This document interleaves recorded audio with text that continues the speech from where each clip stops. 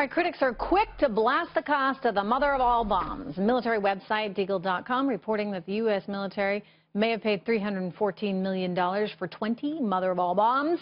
Moab's putting the cost at each one around $16 million. So, all right, if we take those numbers at face value, you're talking $16 million to kill 36 dangerous ISIS fighters and obliterate an ISIS tunnel complex.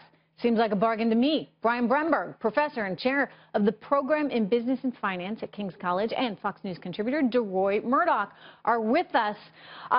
Look, we got a choice here, right, Deroy? I mean, you cannot do something like this, and you can allow those ISIS fighters to continue training and get bigger and stronger. They then come after us. 16 million to take out 36 seems like a deal. It's a great bargain. It's about $445,000 per dead terrorist.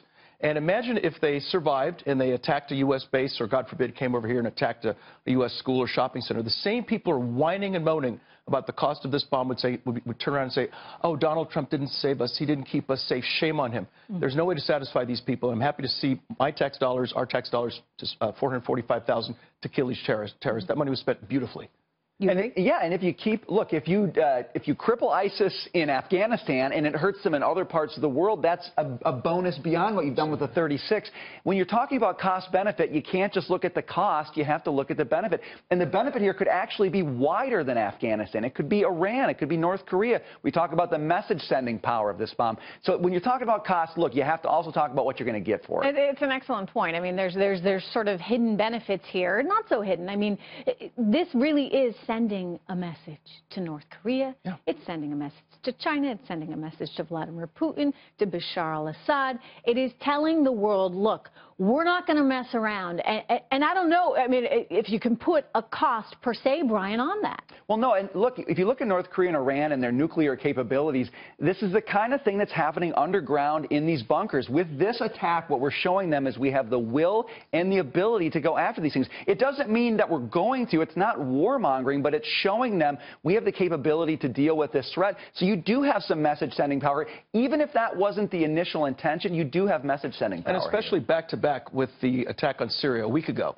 The world can look at this Moab and then look at the 59 cruise missiles which landed on that airfield in Syria and say this is not the weak, soft, accommodating Barack Obama we had for 8 years. Is that important to do? I mean, you think about businesses, right? When a new CEO comes into a company, he or she might make some big sweeping changes that sort of tell everyone, okay, this is a new kind of management.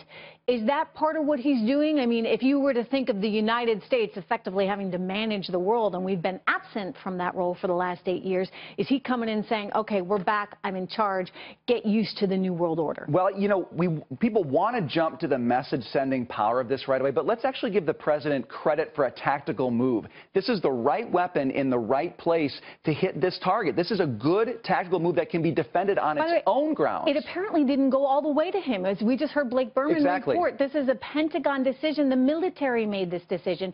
But as a good manager, you've got to empower your people to make the right decision. This is a good thing because I think a lot of what created the failure of Obama was micromanaging and deciding, on one particular list of targets and which particular team is going to go and where.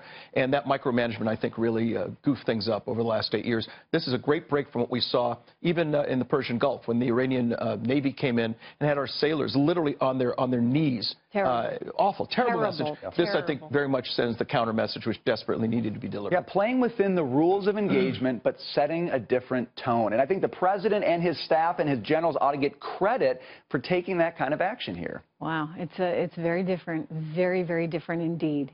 And we're not even through the first 100 days. Thank you so much, Brian and Deroy. Good to see you guys.